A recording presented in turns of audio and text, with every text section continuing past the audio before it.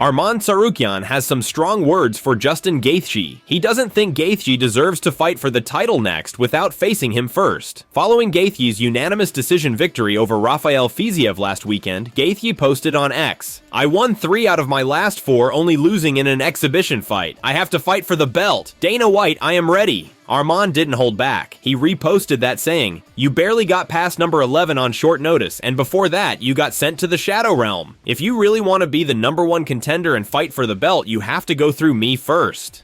Big fight announcements from the UFC. They've officially announced several high-profile matchups for UFC Denver set for May 3rd. Andre Muniz will face Bo Nickel. Muniz is currently riding an impressive 3-fight winning streak, most recently securing a first-round submission victory over Kevin Holland at UFC 311. Meanwhile, Bo Nickel remains undefeated with a perfect 7-0 record, coming off a unanimous decision win against Paul Craig at UFC 309. Also, longtime UFC veteran Jeremy Stephens will make his return to the octagon, taking on Mason Jones. Stephens last competed in the UFC in 2021, where he suffered a first-round submission loss to Mateusz Gamrot. Although he's won just one of his last 9 professional MMA fights, he recently secured a victory over Eddie Alvarez in a bare-knuckle boxing match. UFC Denver will be headlined by Davison Figueiredo and Corey Sandhagen. Other notable bouts on the card include Mario Bautista versus Marlon Chito Vera and Miesha Tate versus Jin Yu Frey. What are your thoughts on this event? Share your predictions in the comments. Belal Muhammad has made a bold statement. He says he won't shoot a single takedown on Shavkat Rakhmonov. The two are set to fight at UFC 315 on May 10th, where Belal will defend his welterweight title for the first time. Speaking to the coach and the casual, Belal said, "I'm going to go in there and outbox Shavkat. I'm not going to shoot one takedown, and I'm going to show him the meaning of Canelo hands. I'm going to show the UFC fighters and the fans that I'm the best boxer in the UFC, the best boxer in the welterweight division. Trust me, you guys want to tune in. Don't miss it." Dominic Reyes has expressed feeling disrespected by newer UFC fighters. He says he receives respect from veterans like Islam Makhachev and Justin Gaethje, who treat him like a friend. However, he feels that newer fighters don't treat him the same way. When I see new guys, I don't get the respect from the new guys. They're just like, "Oh, hey man, how's it going?" When I talk to like Islam, "Hey brother, how are you? How are things?" You know, really asking about me and how I'm doing in my life, you know, like a friend, like a normal person, right? Or Gaethje, I see Gaethje, "What's up, bro? How's everything going?" You know, vets. When I see newer guys, they're just like, "Oh, hey," or just like ignore me completely, or act like they're too cool to even talk to me, right? It's really weird. But the vets, it's all like, respect, mutual respect, nobody's too cool for each other kind of thing. We know what it takes to be where we are and to still keep going. Makhachev tests a new technique during training. He left a comment on the video saying "the suffocate" with a laughing, crying emoji.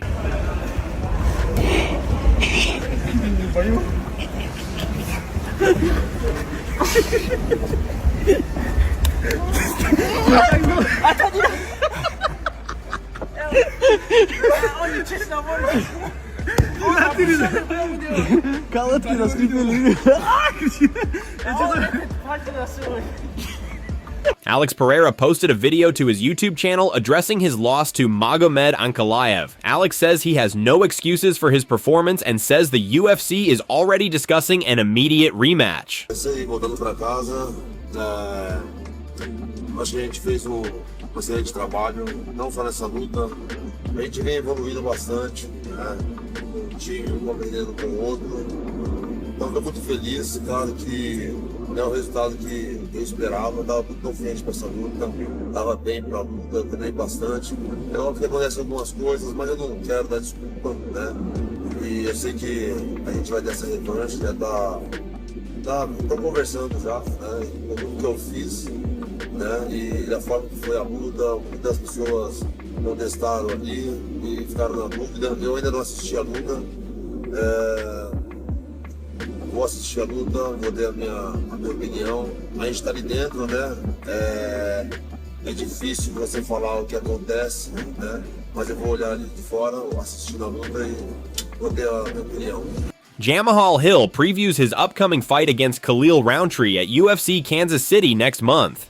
While acknowledging Rountree's skill set, Hill expresses complete confidence in his own abilities, stating that he does not believe Roundtree is fully prepared for the challenges he will bring to the fight. On the Overdogs podcast with Anthony Smith, Jamahal said, "What I like about the matchup is that he's a popular name right now, so a lot of people are big on him. He put on some exciting fights, and he's an exciting fighter. He comes to bang, and I just think that my skill set and what I do very, very well are things he's not ready for. The things that I do well, I don't think he does them as well as I do. I think my game is really, really, really wide open in this fight. He's explosive, he hits hard, he comes forward, and he believes in his abilities to finish. I believe those are all things that I'll be able to turn against him."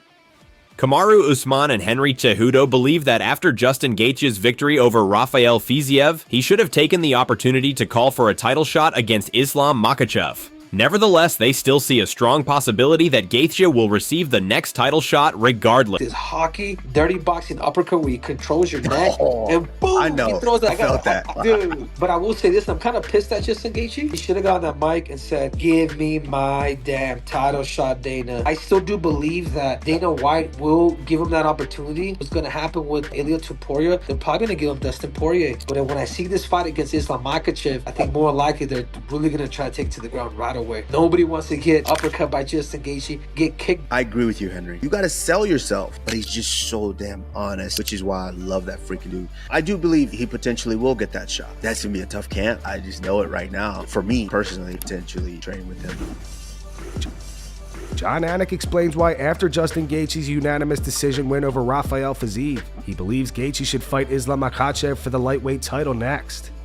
Justin Gaethje wins this fight. Incredible win. It is crazy to think that his legacy could grow, not exponentially, but as much as I think this win will do for him. I think he should fight Islam Makhachev, and I say that with respect to Charles Oliveira and Ilia Topuria.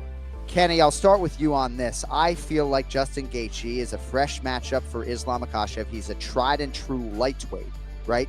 Two of Islam Makhachev's defenses have already come against a featherweight. Certainly, if Islam Makhachev had any say, it would be Justin Gaethje. I don't know what the pay-per-view meter would say about Topuria, Oliveira, and Gaethje, who would be the biggest number, Kenny. But what would you do at 55 if this was the Florian Fighting Championships? Right. So I would say I would give Topuria that shot just based on what he's done at 145, him coming up to 155. It's rare that we kind of get those super fight type deals. He's been more consistent than Gaethje, but I think you have Gaethje fight the winner of that. Manon Fiorot has responded to accusations of intentionally eye-poking Asu Almanbayev during their fight, which Fiorot won via TKO in the third round. Following the bout, Almanbayev shared a photo of his bloodshot eye, leading many to claim that Fiorot's victory was solely due to the eye pokes. However, Fiorot strongly disagrees, asserting that she was already dominating the fight before the incident occurred. In an interview with MMAfighting.com, Fiorot said, "He posted this photo. People will always talk. If you see my fight against Bruno Silva, the last kick was not a low kick. Watching in slow motion, it touched his liver. You can see the reaction. People talk low blow like I was not winning the fight. I was not picking him apart. Against Asu, his eye became like that. It was the first punch. It was the first punch that hit him. If you guys watch the fight carefully and watch the first round, when I got the punch, immediately his eye was already destroyed. Yes, normally that might be my fault because he was running a lot and I tried to catch him. As he was running, I extended my hand as a slap. The second one catches him like this. It was not something very deeply to bother him to not fight, because even when he started, I let him go for 2 or 3 seconds and he was good. He tried to go for the takedown. It was not an eye poke that made the fight, that finished the fight. I was beating him. People go and find excuses because it was me. People want to find an excuse. There's a type of fighters that get a lot of hate. These are special fighters, the champions. They will always talk about them, and they want to criticize them.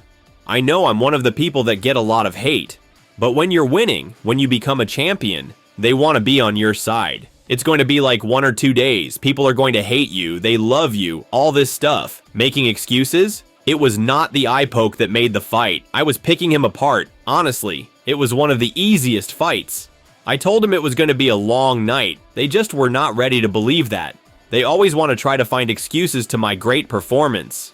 Everybody hates the great fighters. It's bad he posted the eye poke. I don't know what his intention is to say because the fight is over already. It's not something dramatic. You shouldn't have posted it because you were running away in the cage. If you don't want to punch, cover yourself, but don't run. This is more embarrassing than the eye poke. Everybody chooses the way they want to lose. I'm never going to lose as a coward, but that's life. Tom Aspinall plays true or false on his TikTok. When asked if John Jones is scared of him, Tom says true. At the moment, Tom versus John is not official. However, Dana White recently said that he's very confident they will fight this summer. Is true or false with me, Tom Aspinall? Pavlovich was the hardest puncher I've ever faced. False. I think maybe because I was expecting him to punch hard. He didn't hit me that many times, so it's hard to say. I'm the fastest heavyweight in combat sports. True. I can speak fluent Polish. Nie jesteś gruby teraz. Co się stało? False. I wouldn't say that I'm fluent. I can hold a conversation, but in my opinion, fluent is where you're basically never thinking about it, so I'm not at that level. To be a fighter, you have to have a nasty side. True, to a degree, yeah. I could beat 2 flyweights in a fight, Eddie Hall style. Depends on the level of the flyweights, to be honest. If they're like UFC level, false. Amateur level, I think true. I will get a face tattoo. False. Dana White is the UFC's biggest star. True. I don't give a f. I can eat whatever I want because I'm a heavyweight. False, so false. Speed is more important than power. True, sorry, true. And finally, John Jones is scared to fight me. True. We'll say true.